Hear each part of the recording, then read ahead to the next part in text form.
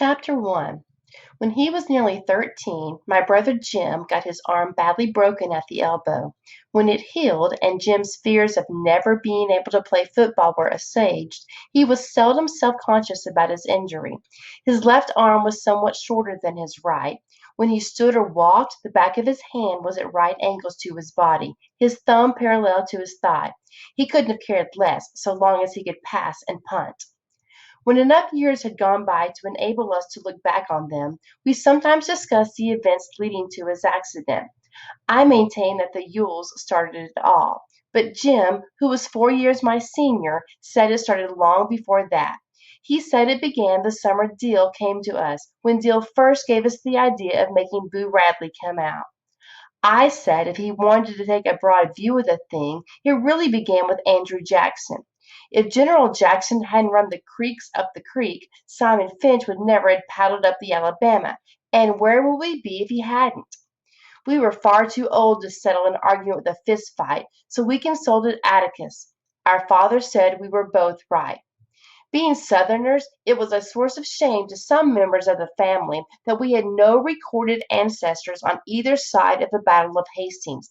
All we had was Simon Finch, a fur-trapping apothecary from Cornwall whose piety was exceeded only by his stinginess. In England, Simon was irritated by the persecution of those who called themselves Methodists at the hands of their more liberal brethren. And as Simon called himself a Methodist, he worked his way across the Atlantic to Philadelphia, thence to Jamaica, thence to Mobile, and up to St. Stephen's. Mindful of John Wesley's strictures on the use of the many words in buying and selling, Simon made a pile practice in medicine. But in this pursuit he was unhappy, lest he be tempted into doing what he knew was not for the glory of God, as the putting on of gold and costly apparel. So Simon, having forgotten his teacher's dictum on the possession of human chattels, bought 3 slaves, and with their aid established a homestead on the banks of the Alabama River, some 40 miles above St. Stephen's. He returned to St. Stephen's only once, to find a wife, and with her established a line that ran high to daughters. Simon lived to an impressive age and died rich. It was customary for the men in the family to remain on Simon's homestead, Finch's Landing, and make their living from cotton. The place was self-sufficient, modest in comparison with the empires around it. The landing nevertheless produced everything required to sustain life except ice, wheat flour, and articles of clothing supplied by riverboats from Mobile. Simon would have regarded with impotent fury the disturbance between the North and the South, as it left his descendants stripped of everything but their land. Yet the tradition of living on the land remained unbroken until well into the 20th century, when my father, Atticus Finch, went to Montgomery to read law, and his younger brother went to Boston to study medicine. Their sister Alexandra was the Finch who remained at the landing. She married a taciturn man who spent most of his time lying in a hammock by the river, wondering if his trot lines were full. When my father was admitted to the bar, he returned to Macomb and began his practice. Macomb, some 20 miles east of Finch's Landing, was the county seat of Macomb County. Atticus's office in the courthouse contained little more than a hat rack, a spittoon, a checkerboard, and an unsullied code of Alabama. His first 2 clients were the last 2 persons hanged in the Macomb County jail. Atticus had urged them to accept the state's generosity in allowing them to plead guilty to second-degree murder and escape with their lives. But they were Haverfords, in Macomb County, a name synonymous with jackass.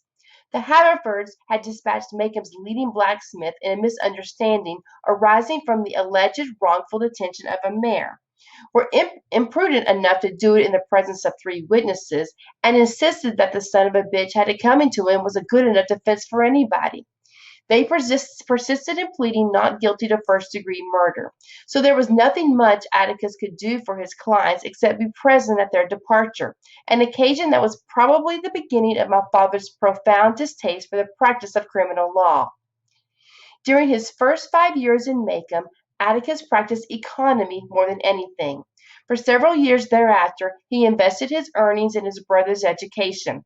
John Hale Finch was 10 years younger than my father and chose to study medicine at a time when cotton was not worth growing. But after getting Uncle Jack started, Atticus derived a reasonable amount of income from the law.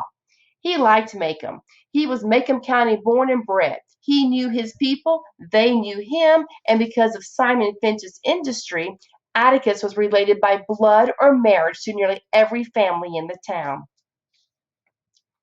Macon was an old town, but it was a tired old town when I first knew it.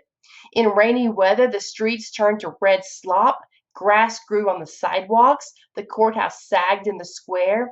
Somehow it was hotter then. A black dog suffered on a summer's day. Bony mules hitched to Hoover carts flicked flies in the sweltering shade of the live oaks on the square.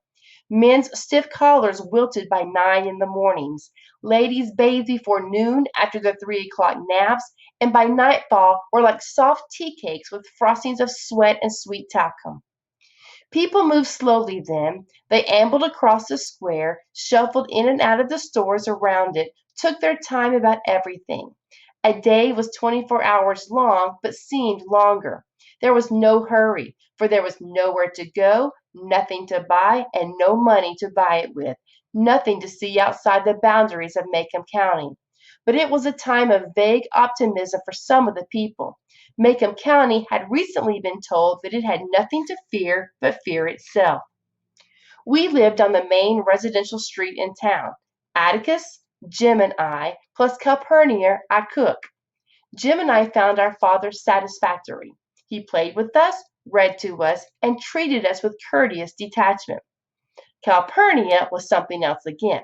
She was all angles and bones. She was nearsighted. She squinted. Her hand was wide as a bed slat and twice as hard.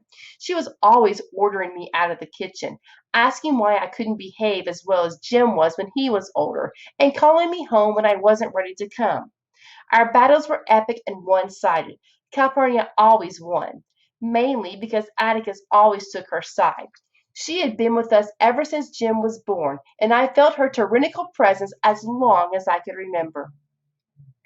Our mother died when I was 2, so I never felt her absence. She was a Graham from Montgomery. Atticus met her when he was first elected to the state legislature. He was middle-aged then. She was 15 years his senior. Jim was the product of their first year of marriage. 4 years later, I was born, and 2 years later, our mother died from a sudden heart attack. They said it ran in her family. I did not miss her, but I think Jim did. He remembered her clearly, and sometimes in the middle of a game he would sigh at length, then go off and play by himself behind the car house. When he was like that, I knew better than to bother him.